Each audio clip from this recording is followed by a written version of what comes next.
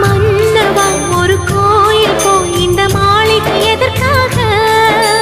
தேவியே என் ஜீவனே இந்த ஆலயம் உனக்காக. வானில் ஒரு புயல் மழை வந்தால் அழகே என்னை எங்கனம் காப்பாய். கண்ணே உன்னை என் கண்ணில் வைத்து இமைகள் எனும் கதவுகள் அடைப்பேன். சத்தியமாகுமா? நான் சத்தியம் செய்யவா? தொடு தொடுவெனவே வானவில் என்னை தூரத்தில் அழைக்கின்ற நேரம்.